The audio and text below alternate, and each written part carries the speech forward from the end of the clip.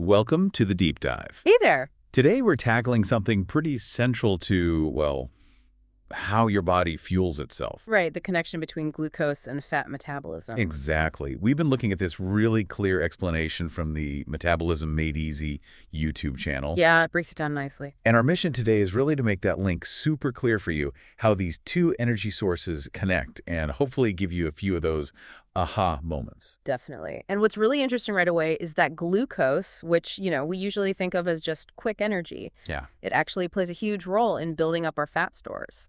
A bit counterintuitive, maybe? Or just efficient? Very efficient. It lets the body stash away extra energy for, later. Okay, let's dig into that then. Yeah. How exactly does glucose help make fat? What did the source say? So when your body breaks down glucose, glycolysis, it produces a couple of crucial building blocks for making triacylglycerol. Which is the main fat we store, right? That's the one. The first key ingredient is a molecule called dihyroxyactone phosphate. Bit of a mouthful. Yeah. DHAP for short. Sure. That essentially gets converted into the glycerol phosphate backbone. The backbone, like the main structure. Exactly. Think of it as like the frame that the fatty acids get attached to. Okay, got the frame. What's the second piece from glucose? That comes from pyruvate, another product further down the glucose breakdown pathway. Right. And pyruvate gets converted into acetyl-CoA. Acetyl-CoA. That rings a bell. It should, because that acetyl-CoA is the starting point for actually making the fatty acid chains themselves. So glucose gives us the frame and the building blocks, the fatty acids. Well, the starting material for the fatty acids. Yeah. So the frame and the bricks, maybe. That works. That's a great analogy, actually, frame and bricks. So we have these parts. Yeah. How does the body, assemble the fat molecule? It's pretty systematic. You take those fatty acid chains activated as fatty acyl-CoA and attach them to the glycerol backbone. One by one. Basically, yeah. Two go on first, making something called phosphatidic acid. Then a little modification happens. Okay. And then the third fatty acyl-CoA hops on. And boom, you've got triacylglycerol ready for storage. Simple enough when you break it down. Okay, so that's building fat. What about breaking it down when you need the energy back? Right, so the body uses beta-oxidation to chop up those fatty acid chains. For the common ones, the even-chain fatty acids. What happens? The end product, again and again, is acetyl-CoA. Lots of it, which then fuels energy production. Okay, but here's a really key point from the video, I thought. This acetyl-CoA, it can't easily go back to being glucose, can it? Exactly. That's crucial. Acetyl-CoA cannot be directly converted back into pyruvate or oxaloacetate. And why does that matter? Because pyruvate and oxaloacetate are absolutely essential starting points for making new glucose in the liver.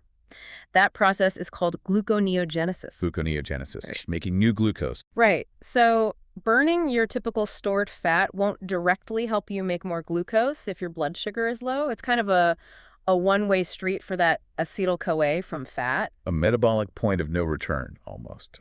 Interesting. Yeah. But The video did mention an exception. Something about odd-chain fatty acids. yes. This is pretty cool metabolic detail.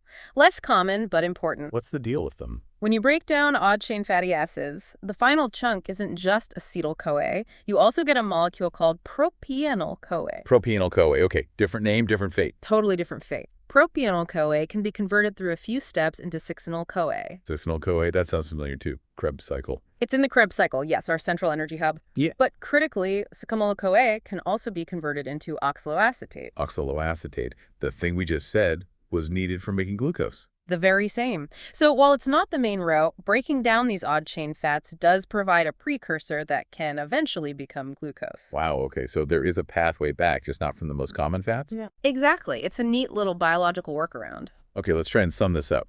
Glucose gives us the backbone and the starting point for fatty acids to build fat. Yep. Frame and bricks.